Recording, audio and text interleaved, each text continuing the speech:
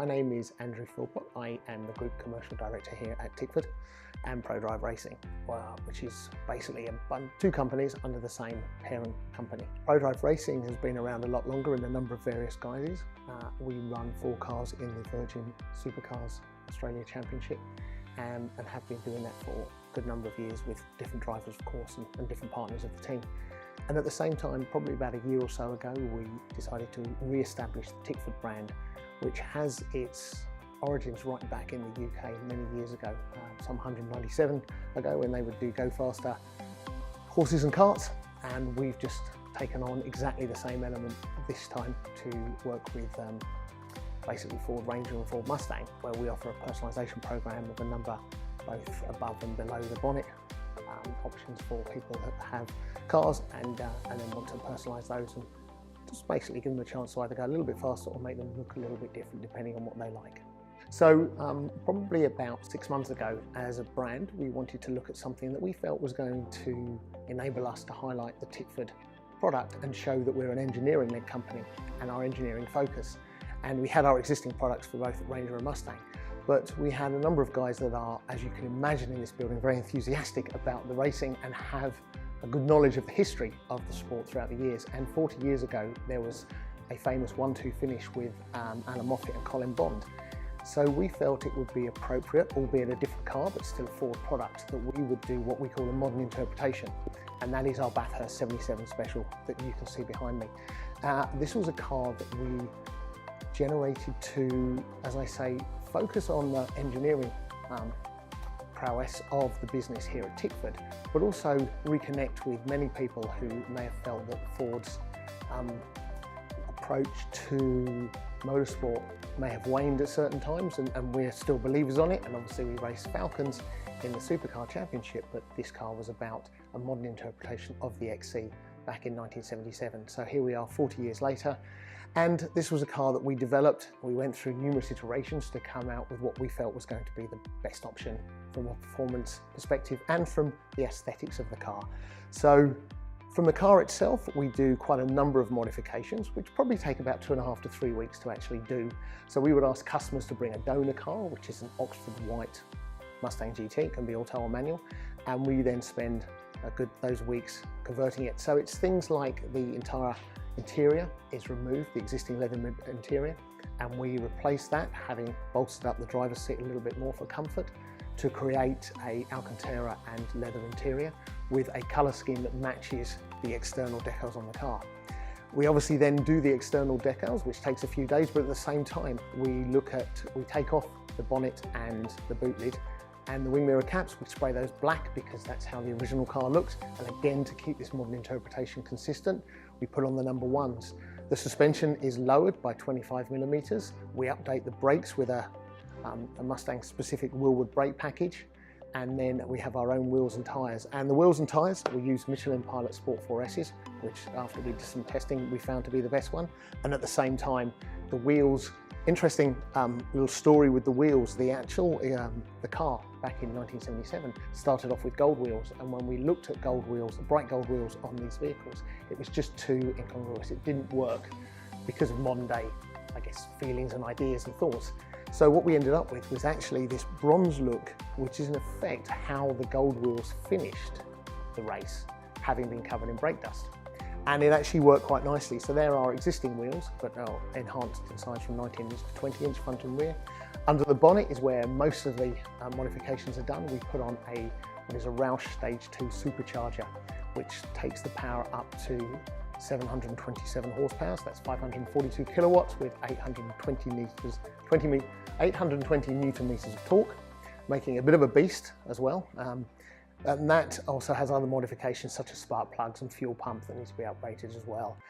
We also then have our own bespoke and fully compliant exhaust system that was developed just for this vehicle, which we then put on in association with the supercharger. And then of course, well, there's the badging as well. We fit a rear spoiler, we put the decals on, and we also fit above and below the car a variety of Steeder strut braces and our own internally designed bracing, just to ensure that when we've got all this power, we need the traction to put it down. So that's pretty much, I think, a good summation of what consists of our Bathurst 77 special vehicle that you see here. We're building a maximum of 77 of these vehicles over that period of time, probably more limited by the number of donor vehicles that are in the country, because white is not a popular colour, and the order book is actually closed as well for people on MY17, so it's not that you can walk into a dealer and order one from factory. It would just be whatever existing stock that Ford Australia have. When we were developing the car, obviously we wanted it to be seen, perhaps drawing on some of Tickford's heritage and particularly ProDrive, and when in the past ProDrive have done FPV, which is full performance vehicles, we would quite often do limited edition cars, and some of those were seen by a lot of people as true collector's items. So we felt that we wanted to develop a car that was, in effect, had the idea of being a collector's item, but could be a day-to-day driver as well. And to be fair, whilst the average demographic of our customers is probably those guys sort of 50 and above who remember fondly that time of the 1-2 finish with Alan Moffat and Colin Bond.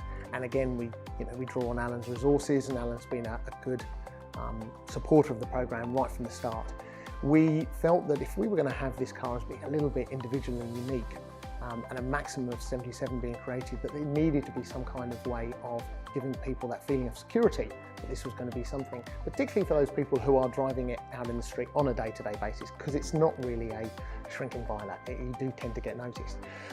So we obviously have a partnership in the race team with IntelliTrac, and so one of the things we were keen to do was to understand what the options were for us, and to perhaps give our customers that sort of comfort that their vehicle was going to be accessible at all times, or at least they would know where it was and they would have that comfort factor. Because in effect, they're investing $130,000 or more in this vehicle by the time you bought the donor car. So it was crucial for us to feel that we had something that we felt comfortable with, and certainly after our assessments, we had no issues in recommending IntelliTrac to fit the device, and indeed to show our customers that they could always track that car. And it's also a nice little tech story.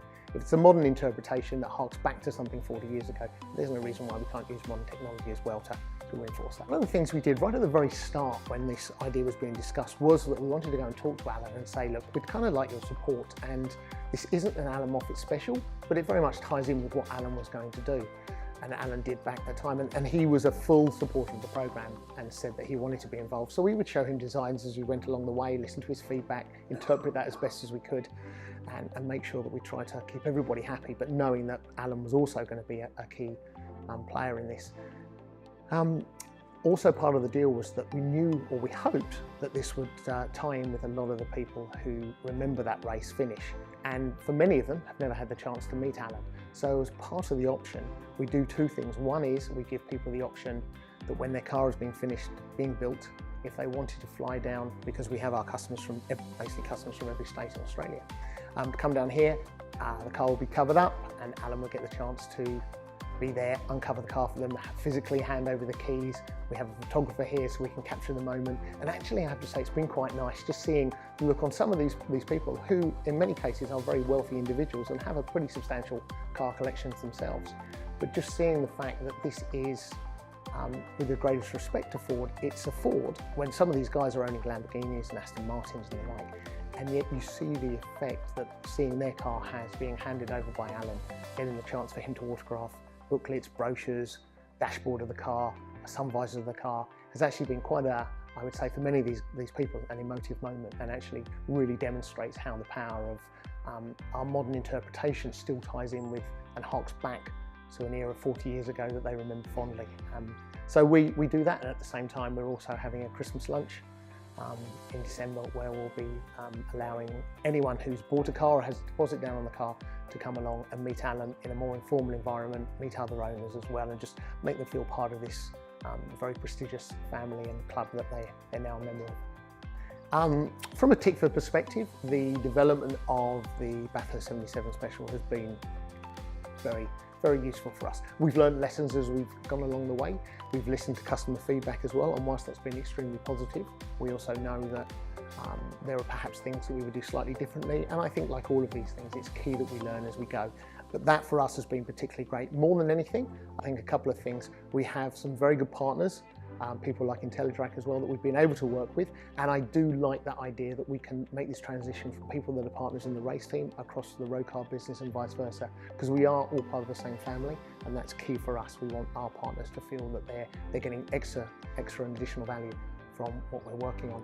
And I think at the same time, we have been able to position Tickford as somebody who isn't just about bolting on parts, but we can create bespoke vehicles which have a lot of engineering behind them. It's not just bolt-on parts, but as one package with the engineering in its totality means that you actually get a great car to drive that people pull away with a nice noise and a dirty great smile on their face. So we want that to keep happening.